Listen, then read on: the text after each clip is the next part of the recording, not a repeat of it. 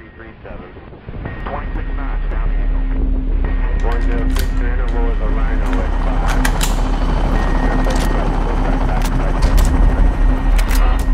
Good. 207 on flat path on course 1 mile. Good. 207 on flat path on course. On the 10th of January 2012, in the Afghan city of Sharana, a group of Afghan officials were meeting to discuss the security situation in the province of Paktika, a province Sharana was the capital of. Aware of the gathering, 5 Taliban insurgents dressed in military uniforms and using a military vehicle approached the checkpoint with the intention of infiltrating and launching a suicide attack. Driving up to the checkpoint, they were met by an Afghan policeman who, suspecting something was wrong, began to carry out a detailed inspection of the group. It was then that the militants broke their cover, ramming the checkpoint gate, killing 2 policemen and heading at full speed for the governor's building, where the meeting was being held. Under heavy fire from police outposts, the insurgents were unable to reach their intended target, and so stormed the nearby communications centre instead, taking 4 hostages and killing a further 2 civilians. Responding to news of the attack, military assets were rushed to the scene, including US troops from the 172nd Infantry Brigade, 2 US Apache helicopters, several US Predator drones, a contingent of Afghan National Police, and 30 members of the local Afghan Provincial Response Company. Upon arrival, the Afghan police were ordered to launch an immediate attack to bring an end to the hostage situation.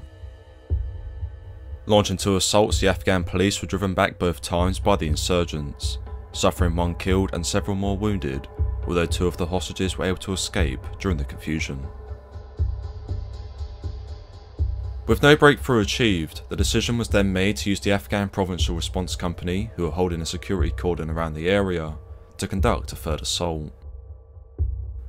The Afghan PRC had deployed from Forward Operating Base Sharana, where that morning they were undergoing a live firing exercise with Polish Special Forces when the attack began to unfold.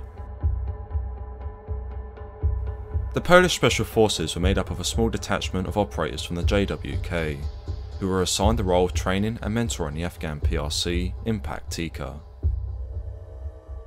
As news of the attack reached them, the Polish commandos monitored the situation and even offered to help the Afghans with their operations. However, all efforts to intervene were initially denied.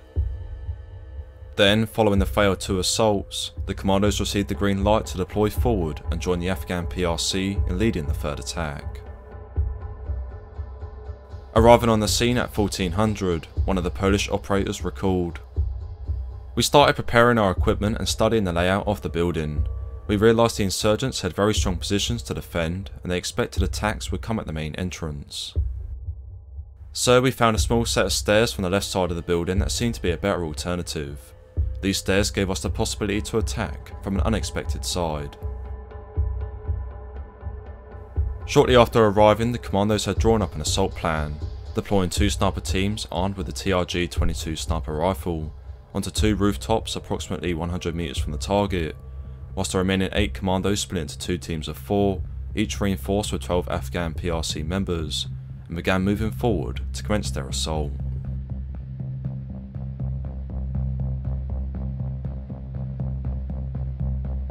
At 14:30 on the 10th of January 2012, the joint Polish-Afghan assault force moved forward to the target building.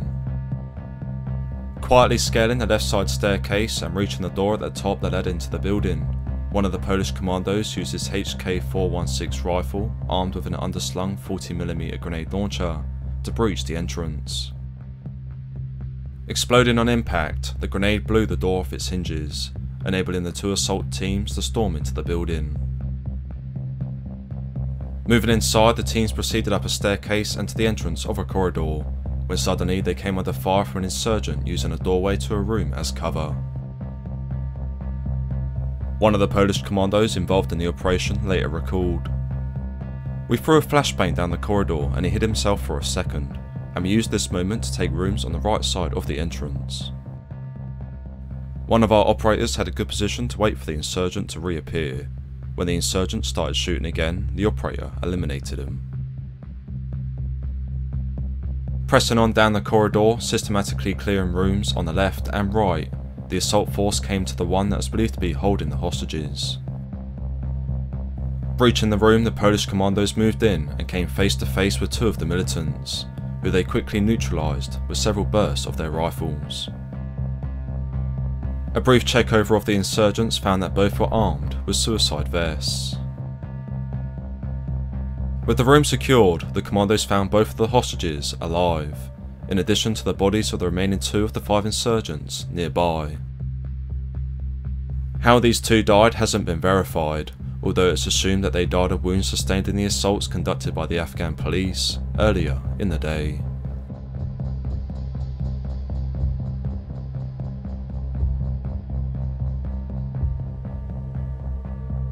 With the hostages secured, the joint Polish-Afghan assault force conducted a sweep throughout the building to ensure that all hostiles inside had been eliminated, a task that was completed without incident by 15:30. The next day, on the 11th of January, explosive ordnance disposal teams moved in to clear the building of any explosives. However, one of the suicide vests detonated, wounding 2 American soldiers. Fortunately, both would recover from their wounds.